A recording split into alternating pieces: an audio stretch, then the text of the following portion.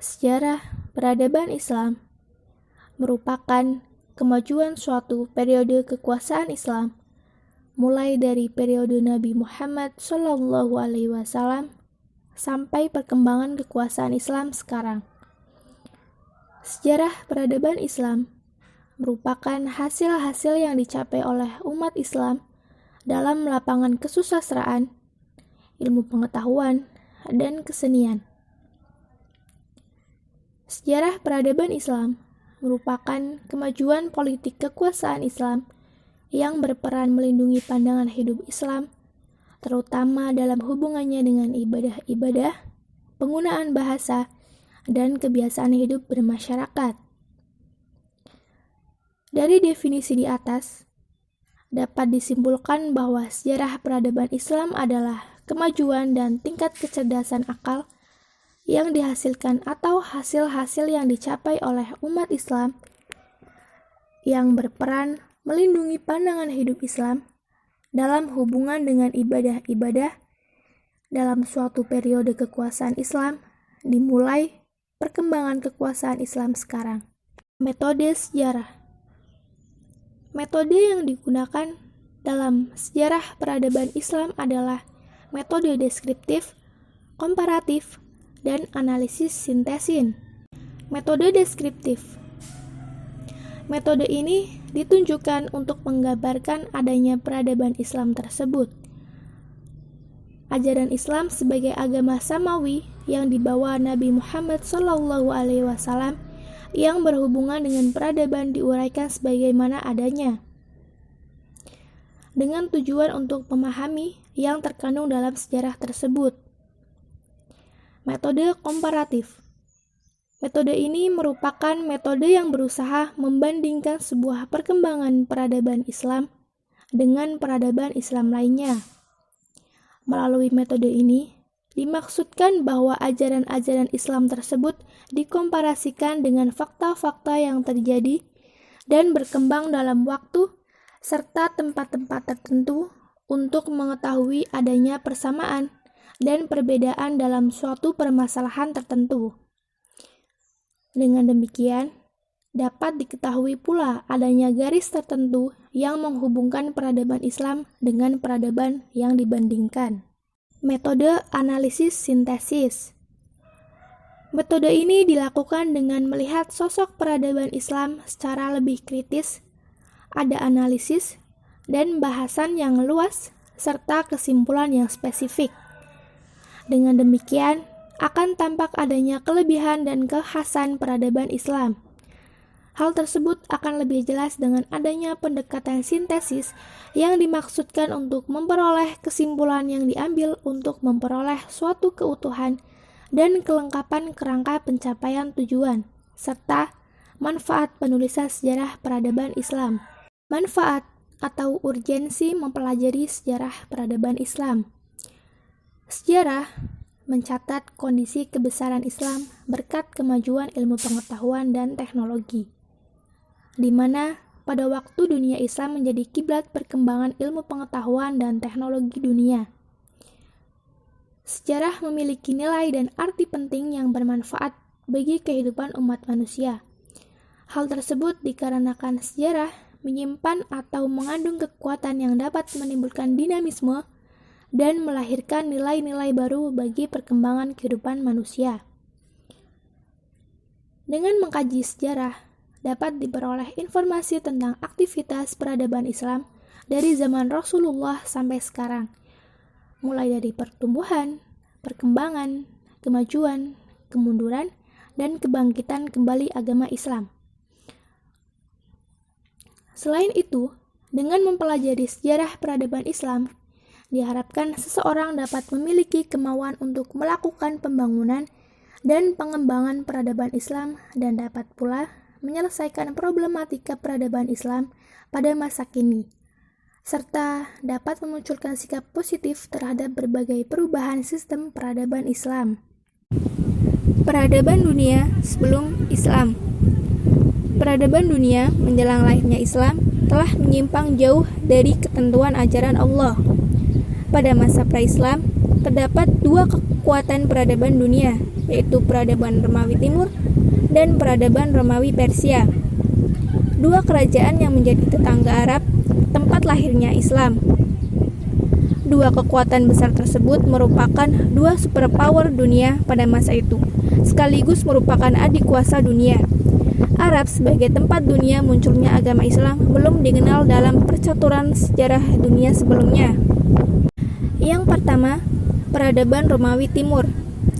Kerajaan Romawi didirikan pada tahun 753 sebelum Masehi dengan ibu kotanya Roma dan usianya lebih 10 abad.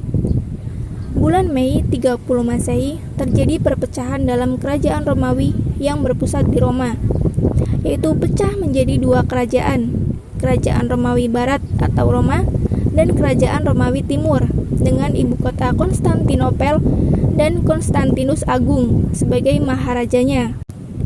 Yang kedua, peradaban negara Persia. Kerajaan Persia merupakan saingan dari kerajaan Romawi Timur, di mana antara dua kerajaan tersebut terus-menerus terjadi peperangan karena masing-masing ingin merebut daerah kekuasaan dan pengaruh. Pada waktu Yustianus menjadi Maharaja Romawi Timur, kerajaan Persia berada di bawah kekuasaan Maharaja Anushirwan dan dinasti Sassanid yang terkenal sangat adil. Yang ketiga, peradaban Arab Jahiliyah.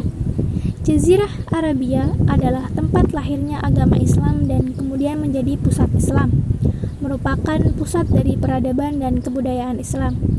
Oleh karena itu, perlu dijelaskan mengenai keadaan geografi, penduduk, politik, ekonomi, dan sosial, bahkan agama sebelum lahirnya agama Islam. Peradaban Islam pada masa Nabi Muhammad SAW.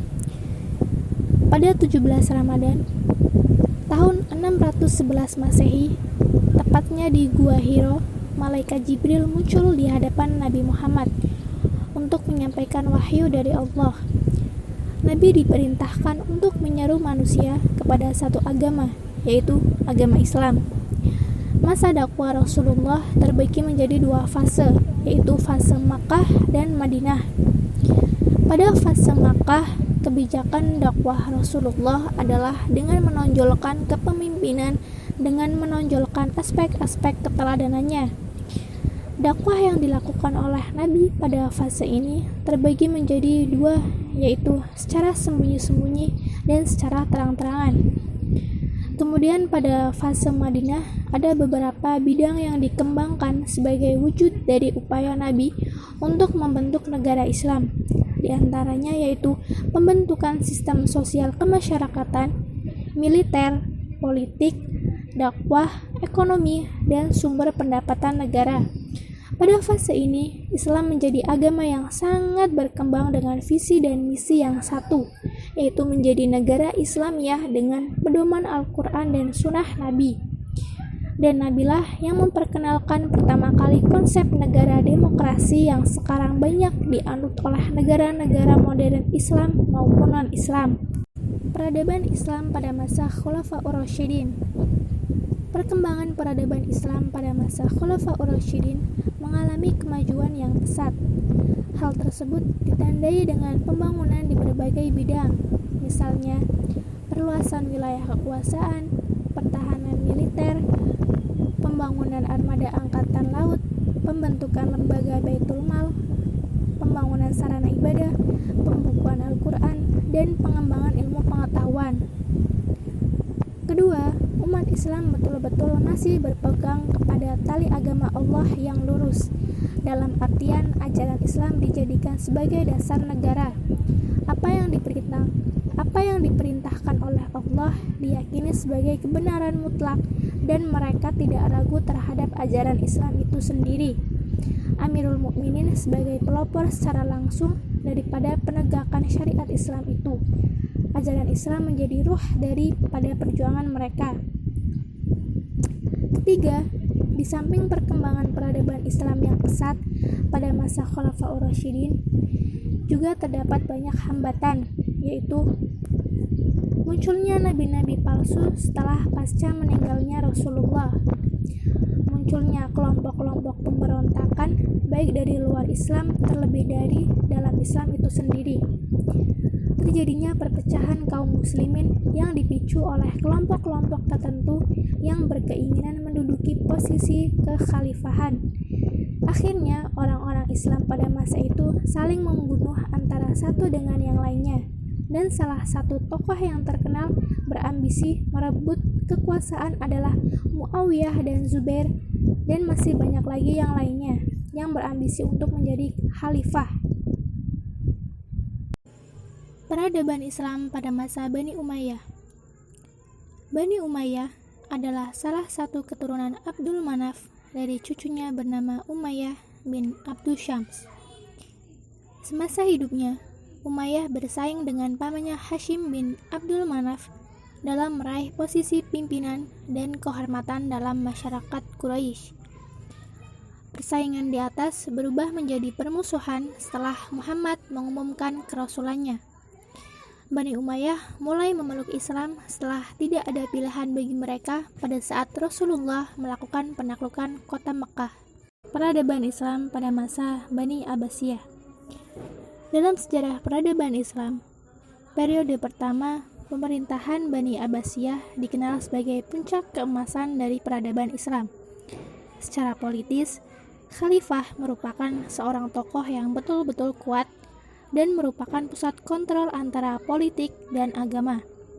Kemakmuran masyarakat mencapai titik tertinggi, yaitu berhasil menyiapkan landasan perkembangan dunia pendidikan, terutama bagi perkembangan ilmu filsafat, agama, kedokteran, dan berbagai macam ilmu pengetahuan. Kelahiran tokoh-tokoh intelektual seperti Al-Kindi, Al-Farabi, Ibnu Sina, dan berbagai tokoh intelektual lainnya telah mewarnai beragam ilmu pengetahuan di dunia sampai saat ini. Catatan sejarah pada masa dinasti Abbasiyah telah menunjukkan betapa banyaknya dinasti ini melahirkan para tokoh-tokoh intelektual Islam yang terkenal hingga sekarang. Kemajuan yang ada pada dinasti Abbasiyah juga tidak terlepas dari stabilitas politik dan kemakmuran ekonomi kerajaan. Pusat kekuasaan Abbasiyah berada di Baghdad.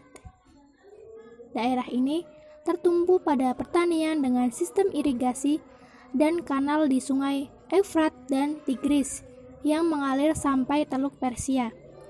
Perdagangan juga menjadi tumpuan kehidupan masyarakat Baghdad. Kemajuan dinasti Abbasiyah begitu pesat dan sangat beragam.